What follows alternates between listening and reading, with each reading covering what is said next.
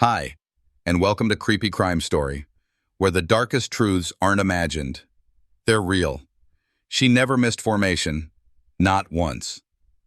On a Monday morning in Fayetteville, a combat medic didn't show, and a neat trail of digital breadcrumbs claimed she was home safe. The data aligned too cleanly. That's the problem. This isn't rumor. It's a U.S. case file with one lawful outcome, and we're going to walk it, step by step. Monday, April 16, 2012.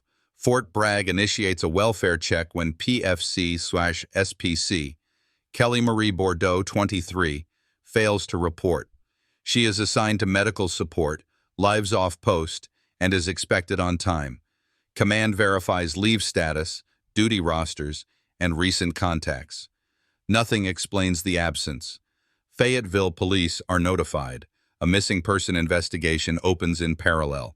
Early conclusion: there is no primary crime scene identified, only a last seen location to establish and a timeline to test. Investigators rebuild the previous 48 hours. Friday night into early Saturday, April 13th, 14th, Kelly socializes off-post at Froggy Bottoms on Ramsey Street. Witness interviews place her inside the bar through closing movements, then exiting at approximately 1:20 a.m. The route from that parking lot to her apartment is short. What should be a routine end to a late shift becomes a blind spot. No credible report of a disturbance, no verifiable injury call, no 911 record tied to her name in those minutes. In towns built around the post, missing soldiers draw immediate attention. In Fayetteville, it doesn't take long for word to spread. Digital artifacts surface. A text from Kelly's phone indicates she reached home and was going to bed. That message on its face would close the loop. But the travel time, the hour, and what witnesses recall about her departure force a second look. Phone content is not the same as author identity. Subpoenas follow for tower data, messaging records, and financial activity. Analysts map signal behavior against the physical world: bar exit, likely routes, cell sector coverage. The question is simple: does the path of the device match what the message claims? Search operations begin along the corridor from the bar toward Kelly's apartment. Soldiers and volunteers form grids. Officers canvass businesses, retention ponds, tree lines, culverts. Negative findings are documented as carefully as positives. Apartments along the expected approach are contacted. Parking lots are rechecked after daylight. Nothing turns the missing person file into a confirmed crime. And that distinction matters. Without a primary scene, the work is methodical. Preserve what exists, avoid contaminating what might, and push the timeline forward one verified minute at a time. By week's end, detectives separate noise from signal. Friends and family provide last communications. Two individuals connected to Kelly, her husband and a boyfriend, are reported out of state that weekend. Their locations are being corroborated through independent records. The bar's closing procedures and the parking lot traffic patterns are documented. A name surfaces from multiple interviews: a local helper who sometimes offers rides after closing. He says he dropped Kelly near her neighborhood and left. At this stage, it is a statement to be tested, not a conclusion to be drawn. Friday, April 13th. Rolling into the early minutes of Saturday, April 14th, 2012. Investigators reconstruct the last verifiable hours of PFC/SPC. Kelly Marie Bordeaux, with a linear build that holds up in court. Arrival at Froggy Bottoms after 10 p.m. Multiple witness contacts inside the bar. Routine closing movements near 1 o'clock a.m. and an exit at approximately 1:20 a.m. Statements are documented separately and compared for internal consistency: where people stood, when tabs were closed, how the parking lot emptied, who left with whom. Minor discrepancies in recollection are logged. The common spine remains clear. Kelly walked out near 1:20 a.m. and no caller flagged an immediate emergency. To answer what happened next, the team pulls data, not hunches. Preservation letters go out to the carrier for call detail records and text metadata spanning the 48-hour window around the disappearance. Analysts request sector and timing information to map the device's behavior against the real street grid from Ramsey Street toward Kelly's off-post apartment. In parallel, detectives canvass the corridor businesses for exterior views. It is 2012.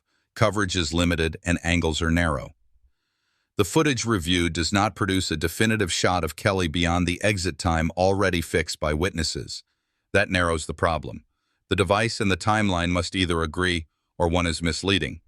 A message on Kelly's phone reads like closure. Home safe, going to bed. Investigators treat it as a data point, not a conclusion. They examine send time, preceding traffic, recipient pattern, and whether the message cadence fits her usual night routine. The question is technical and simple. Could she have covered the distance from the bar to the apartment in the minutes implied, with no intervening contacts and no third-party alert? The analysts stage the route, measure realistic drive and walk times at that hour, and compare them to the message timestamp. The margin is thin enough to raise authorship concerns, so the phone event moves from reassurance to lead. Inside the bar narrative, one detail deserves weight, but not overreach. Several patrons describe a local helper who sometimes offers rides after closing. He reports dropping Kelly near her neighborhood and departing. That is a statement to be tested, not a finding. Detectives bracket the statement with tangible checks. Vehicle observations, campsite locations known to be used by people living rough nearby, and any traceable contact after 1:20 a.m. Nothing from these checks at this point converts the missing person file into a homicide case. It does, however, confirm the practical reality. If the message is accurate, subsequent behavior should reflect home. It does not. The team pushes the digital drill down. They seek tower handoffs, look for sector transitions consistent with southbound movement, and request historical coverage maps to avoid reading too much into a single ping. They align the message with any card activity or ATM usage. None appears in the target window. Friends and family are asked to validate whether that exact wording, home safe and going to bed, sounds natural for Kelly. The purpose isn't stylistic, it's behavioral. Routine language and timing are part of authorship analysis when content alone is inconclusive. By week's end, the Friday timeline is no longer a loose story told in a bar. It's a clocked spine with verifiable anchors, interior presence until just before closing, exit logged at about 1:20 a.m., and a message that claims the night ended at home. The discovery for this chapter is precise. The home safe text becomes an investigative anomaly, not because it exists, but because the surrounding data and the silence that follows fail to support what it declares. That shifts the digital work from confirm arrival to determine control of the device after the bar. In towns built around a post, people are tuned to what is routine and what isn't. A soldier's Monday absence is not routine. A message that tidies up a night, then is followed by nothing, isn't either. The case remains grounded in what can be proved. When she was last seen, what the device recorded, and who says they saw what. Everything else waits for corroboration. When a closing time text says home, but the device's behavior in the minutes don't support it, which should carry more weight, the message or the map? Saturday, April 14th, into the week that follows, Fayetteville police and Fort Bragg assets expand the search from Froggy Bottoms down the practical corridors toward Kelly Bordeaux's off-post apartment. Teams are assigned gridded sectors, with officers, soldiers, and vetted volunteers working daylight passes first, then evening rechecks to match the conditions of the night she disappeared. Drainage easements, retention ponds, tree lines, culverts, and parking lots are walked, photographed, and logged. Nothing recovered in this phase converts a missing person investigation into a homicide scene. That matters for how evidence is handled. There is still no primary crime scene identified. Digital work scales alongside the ground search. Preservation letters and subpoenas pull call detail records and text metadata bracketing the hours before and after 1:20 a.m. Analysts map tower sectors against the actual street grid from Ramsey Street to the apartment corridor.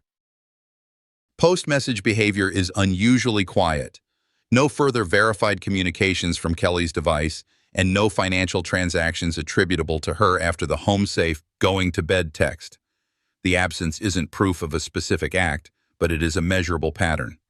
When a phone that was active goes silent in the minutes it claims life returned to normal, the device becomes as important as the words on it.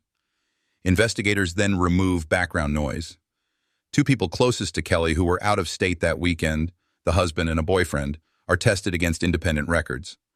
Travel timestamps, third-party documentation, and location checks in Florida line up. Their movements don't intersect Fayetteville in the target window. With those ties examined, detectives reallocate attention to the last verifiable environment, inside the bar and the area immediately outside it.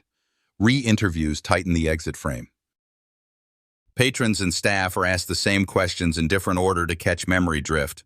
Who saw Kelly last inside? Which door she used? What the lot looked like between 1 o'clock and 1:30 a.m.?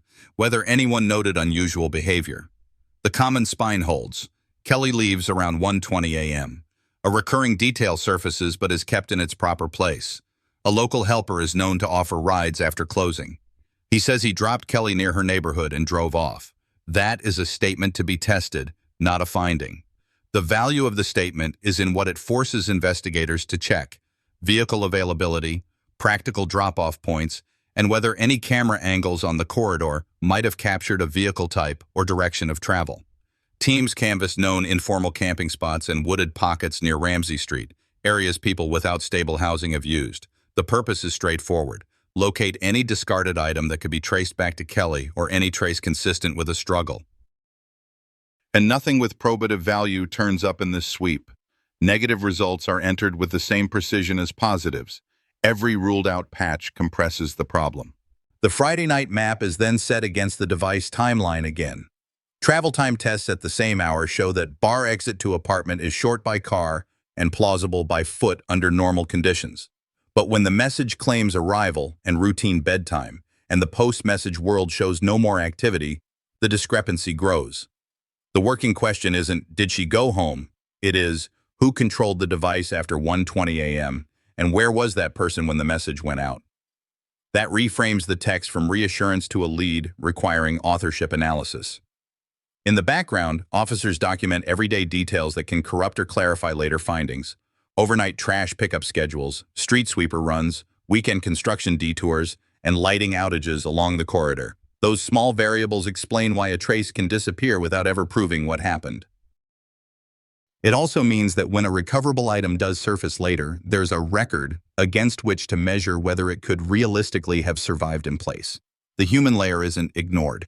Family members and unit leadership provide context on Kelly's routines: how she closed out nights, where she typically kept her phone, whether she normally sent sign-off messages. It's not gossip, it's behavior analysis. In cases like this, routine is a metric. The more the message diverges from routine and the more the device diverges from the root, the stronger the basis for calling it an anomaly. The data align too cleanly. Sometimes that's the problem. The forensic discovery for this chapter is narrow and important. The ground search yields no probative physical evidence along the expected path, and the digital record after 1:20 a.m. fails to support an uneventful return home. Those two facts together justify a shift in investigative focus from confirm arrival to reconstruct control and movement of the device. The case stays in one lane: Fayetteville, April 2012, without a primary scene and without a declared offender. The next steps will test statements against verifiable movement, not speculation. The search map was shrinking. With no probative scene found along the short corridor from Froggy Bottoms to the apartment, detectives pivoted to the one environment still producing leads: the bar's closing window and the people who moved through it. Multiple interviews mentioned a local helper who sometimes offered late rides. He told police he dropped Kelly Marie Bordeaux near her neighborhood and drove off. It was a statement, not a conclusion, and it initiated a precise set of steps designed to test it without jumping ahead of the evidence. Investigators documented the statement under oath and captured details that could be measured: which route he claimed to take, where the alleged drop-off occurred, what time he said he left, whether anyone could place his vehicle in or out of the lot at a narrow minute. Officers revisited the parking area and the adjacent streets at the same hour, noting lighting, traffic patterns, and blind spots. They marked plausible pullover points that would make sense for a quick drop. Nothing in those checks by itself proved the statement true or false, but the work created a framework for sorting the next pieces of data. A registry audit brought the first concrete shift in posture. The man identified as the helper was on the sex offender registry and was not stably housed. On review, he was out of compliance. That finding wasn't a homicide breakthrough, it was a legal anchor. Detectives used the violation to stabilize a volatile person of interest in custody on the registry case while they continued the missing person investigation. The move gave them time to re-interview witnesses, to press the route details, to document the vehicle, and to check any campsite areas linked to him without risking that he would vanish. Pressure is not proof, but in practice, custody stops a clock that otherwise keeps running. Vehicle access came next. Officers photographed the exterior, documented the interior condition, and logged any obvious items. The description on paper matched what investigators call a CSI nightmare: cluttered, mixed use, hard to parse. No single item rose to the level of probative trace tied to Bordeaux. That is not unusual in real cases. Vehicles that double as living space are poor evidence containers. Still, the negative finding mattered. If the helper's account was accurate, the car should not show visible signs of a struggle, and it didn't. If his account was false, the lack of trace did not exonerate him. It only meant the car didn't answer the question. Detectives then checked informal campsites in the woods near Ramsey Street, places the helper was known to frequent. They documented locations, photographed surfaces, and bagged anything that might link back to Bordeaux. Again, no probative item surfaced. The absence didn't close the book, but it did force the team to keep the case in the lane it occupied from day one. Missing person, no primary scene identified. That language is not technical hedging. It protects the integrity of every subsequent lab test. Once a case is mislabeled, confirmation bias can creep in. Fayetteville avoided that trap. Digital work continued under subpoena. Analysts aligned the helper's statement with the device timeline around the home safe going to bed message. The question now was practical. Could his claimed route and drop-off time mesh with the device's behavior in those minutes? The phone remained quiet after the message. No calls out, no texts from Bordeaux, no transactions in her name. That silence did not authenticate any version of events. It only kept the authorship anomaly alive. When a message implies life resumed as normal and evidence of normal never follows, investigators don't privilege the words. They test who controlled the device. The human layer stayed in view without becoming gossip. Supervisors at Fort Bragg provided background on duty expectations. Family and friends verified routine communication habits. Detectives tightened the window by ruling out all accessible side paths between the bar and the apartment corridor. That work has value even when it yields nothing. Each ruled-out option compresses the storyline to what can be supported on paper. Last seen at about 1:20 a.m., a message sent from her phone, and a person who says he provided a ride, now in custody on a separate offense while his statement is measured against the clock. By week's end, the case file reflected a clean progression. The helper's narrative existed in writing. Route details were mapped for rechecks. The car and campsite produced no probative trace, and the device anomaly remained unresolved. The discovery unique to this phase was procedural and decisive. The registry non-compliance created lawful stabilization, giving investigators controlled access to retest claims without mislabeling the case. It's not dramatic, but in U.S. investigations this is often how cases move, by establishing legal footholds that prevent a person of interest from drifting out of reach while the facts catch up. There is a human cost to this kind of patience. Families want answers, units want clarity, communities want closure. But precision keeps innocent people off the wrong page and guilty people on the right one. The line we repeat inside these rooms is simple. Accuracy is compassion. The more careful the process, the fairer the outcome, whatever that outcome becomes. The case needed movement that didn't depend on luck. With the person of interest stabilized on a registry violation and the physical searches returning neutral, Fayetteville detectives allowed a parallel track to develop, one that could create cooperation without compromising the file. A North Carolina private investigator, David Marshburn, entered with clear boundaries. He was not law enforcement. He would not make promises.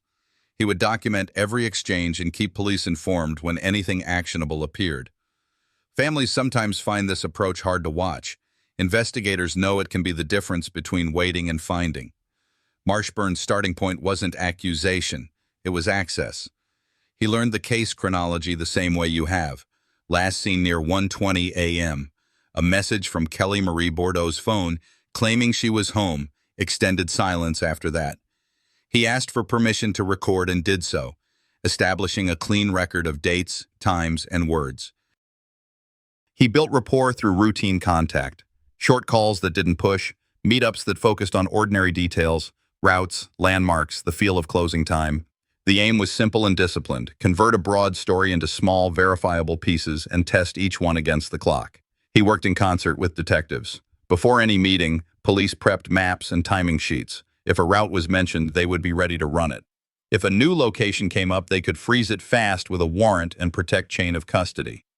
Marshburn kept a narrow script: no threats, no deals, no theatrics. What he used was legal reality. He would occasionally lay out a practical point. If an accident happens and someone panics, the right move is 911. Leaving a person without help is different than calling. Statements like that are not promises. They're pressure tests. People either accept the premise and discuss details or reject it and retreat. Both reactions tell investigators how to structure the next question. Over weeks, he documented incremental changes in tone. The person of interest had told police he dropped Bordeaux near her neighborhood. Marshburn asked the same claim a different way. Which turn? Which side of the road? What was visible at the drop? He wrote down the answers and kept them consistent across conversations, then handed the sets back to detectives. That gave police something they didn't have when the case began: a table of statements that could be compared not just to memory, but to the device data already under subpoena. When the route described didn't fit coverage or practical drive time, it wasn't theory. It was a discrepancy tied to a timestamp. The work extended to the car and the campsite without overpromising results. Marshburn asked about the vehicle's condition after the supposed drop: any mess, any damage, anything unusual. The answers were unremarkable. The car had already been documented by police as cluttered, but not probative. He asked about places to sleep near Ramsey Street, bush lines where someone might pull off, and whether that night differed. Responses were vague at first, then slightly more concrete. References to turnoffs, mentions of a trail most people didn't use. Each detail went onto a map. Detectives checked those points quietly, taking photos, measuring distances, and flagging areas that could matter later. Nothing changed the classification yet. This remained a missing person case with no primary scene.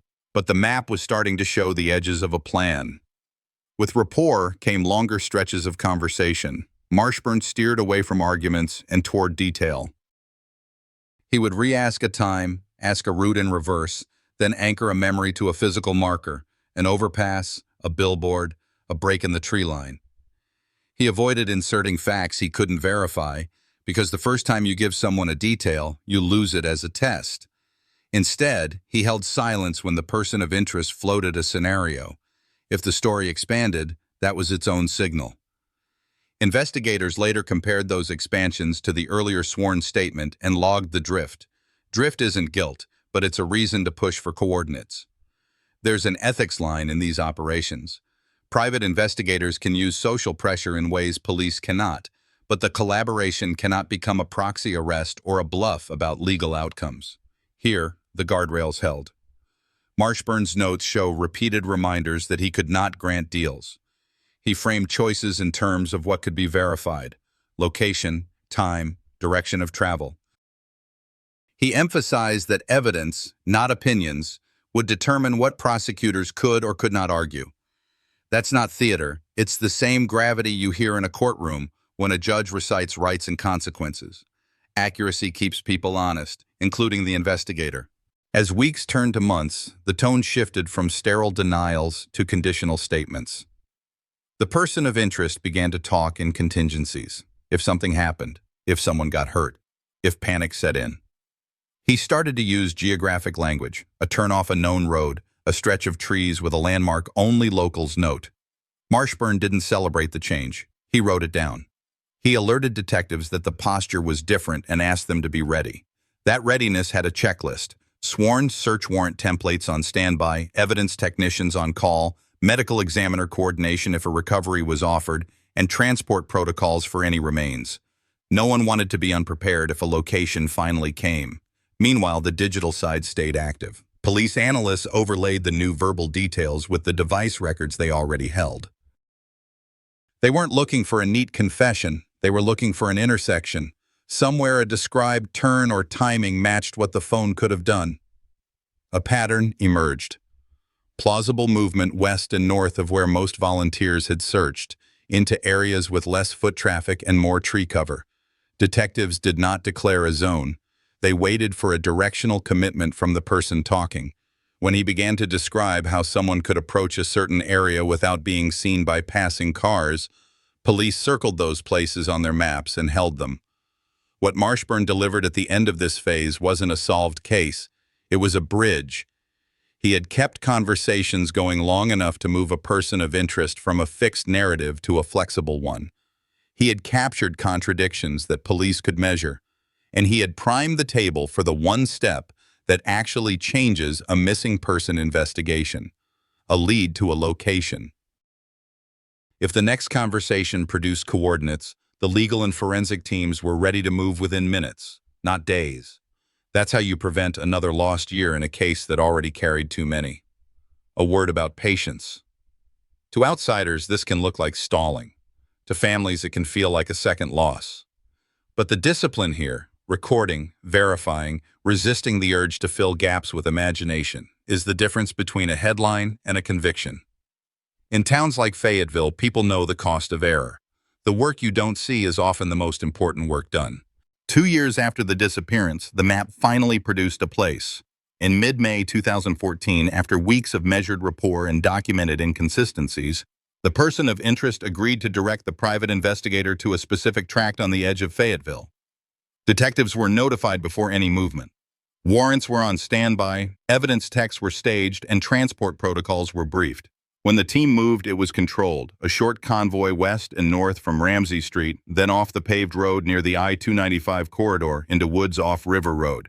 The objective was narrow: confirm or refute the location, secure anything of evidentiary value, and preserve chain of custody. At the tree line, law enforcement took over. The private investigator stepped back while uniformed officers established a perimeter, logged GPS coordinates, and photographed the approach. This was not labeled a crime scene. It was treated as a potential recovery site pending confirmation. A grid was laid in tight squares. Within hours, searchers located human remains consistent with a long interval outdoors. The discovery halted casual movement. Evidence markers went down. A medical examiner's representative was called to supervise recovery. What happened next looked like every careful recovery you never see on the evening news. Technicians measured, sketched, and shot scale photos before lifting anything. Soil was screened. Roots and leaf litter were cleared in small arcs, each change recorded. Any personal item in proximity, fabric, fastener, or fragment, was bagged and sealed with initials, date, time, and GPS. Packaging traveled immediately to secured transport. The Guardian principle governed every decision: move nothing without documentation, and document nothing without time and place.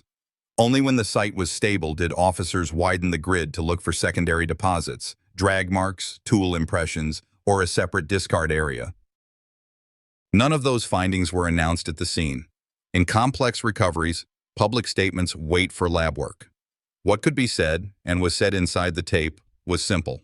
For the first time since April 2012, investigators had a physical location tied to Kelly Marie Bordeaux. That changed the posture of the case. It did not rewrite the early record or create a retroactive, original crime scene. The woods off River Road were logged precisely and only as a recovery/burial site. Back at the lab, the chain remained unbroken. Each sealed package was received, cataloged, and routed under evidence numbers that would match future reports and any courtroom presentation.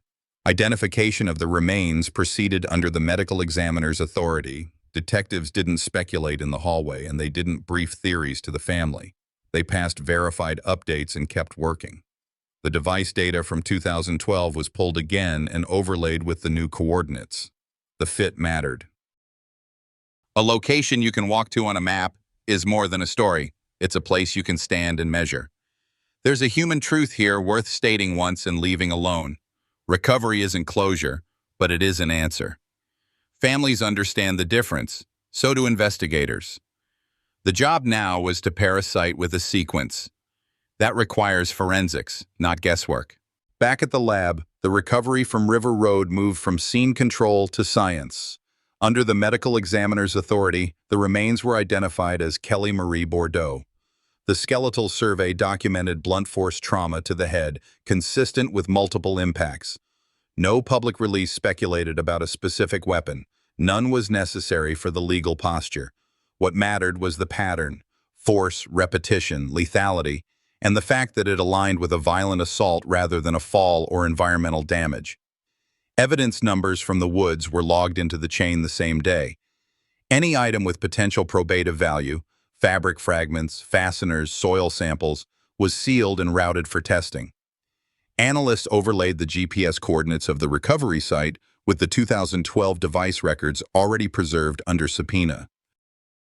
They weren't chasing an exact breadcrumb trail 2 years later. They were asking a narrower question. Does the location we now know make sense against the range and direction the phone could have covered after 1:20 a.m.? The correlation strengthened the case theory that the home safe message did not describe reality. During follow-up interviews, the person of interest admitted sending that home safe going to bed text from Kelly's phone. That single admission resolved the anomaly first flagged in Chapter 2. The content came from her device, but not from her. Investigators treated the message as a deceptive communication intended to delay concern and complicate the timeline.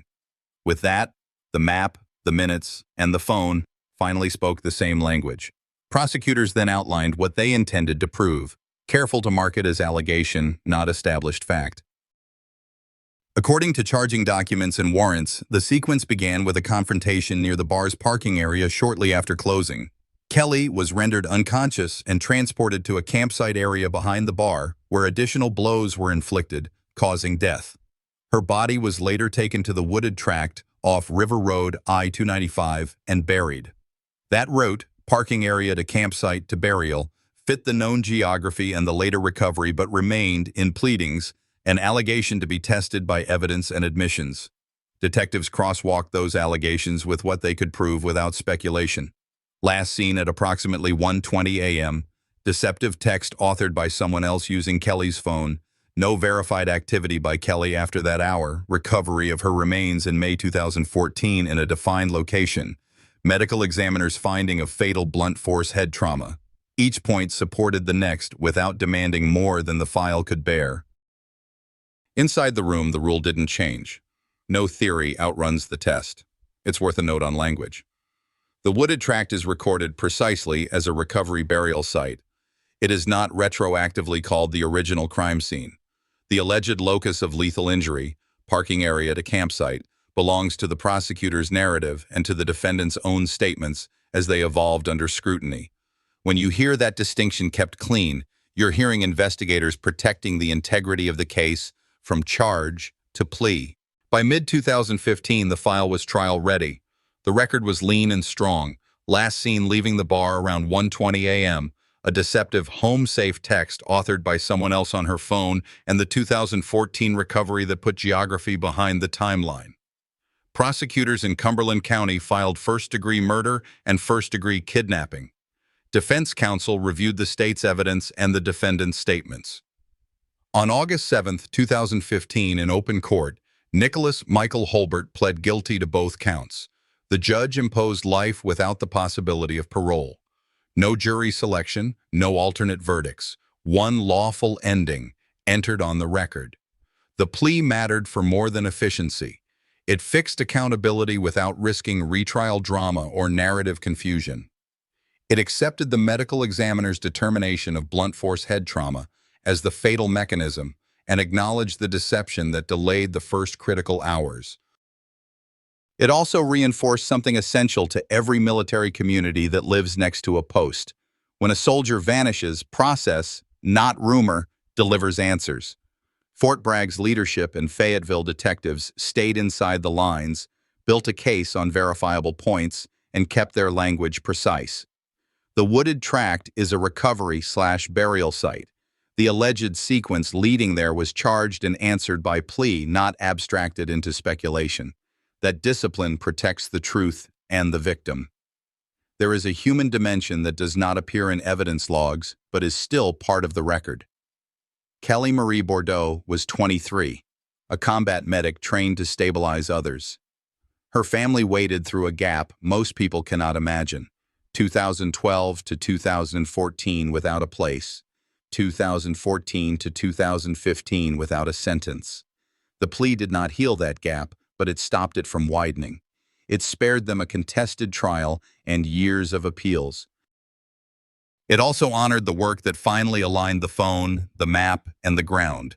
Detectives who refused to overstate findings, and a private investigator who documented every word until a location could be verified and recovered with chain of custody intact. In practical terms, the disposition closed the legal loop. The defendant entered the North Carolina prison system under a life without parole judgment. As of September 15, 2025, that status remains unchanged. No parole board calendar, no conditional release. The case is referenced in training for how to maintain scene language, how to treat authored messages with caution, and how to integrate non-government rapport work without compromising prosecution. Accuracy wasn't a slogan here. It was the reason the final hearing took minutes instead of months. Endings in true crime are rarely satisfying. They are acknowledgments. This one acknowledges a soldier who did everything right, reported for duty, kept routines, tried to get home, and a system that took longer than anyone wanted but refused to guess. If there is a message to carry forward, it's simple. Safety is often a sequence of small choices: sharing a ride plan, checking in when the night changes, trusting the uneasy detail. And justice is a sequence as well. Verify, document, corroborate, and only then conclude. So the story that began with a missing formation on a Monday morning ends with a single line on a judgment. Guilty. Life without parole. The map that once felt empty now has a fixed point and a date stamped beside it. The community that searched remembers why precision matters. And the name at the center of this case is spoken without condition: Kelly Marie Bordeaux, Fayetteville, North Carolina, United States. When I look back on Kelly's story, I can't help but think about how fragile safety can be and how much we rely on one another to stay accountable. Her case reminds us that no routine is too ordinary to warrant caution, and no community is too small to be shaken by violence. My takeaway is clear: share your plans, look out for your friends, and trust your instincts when something feels wrong. What do you think? Does this case make you see safety in your own life differently? I'd love to hear your perspective. If this story touched you, drop a comment, let me know where you're watching from, and don't forget to subscribe to the channel so you won't miss the next case we cover together.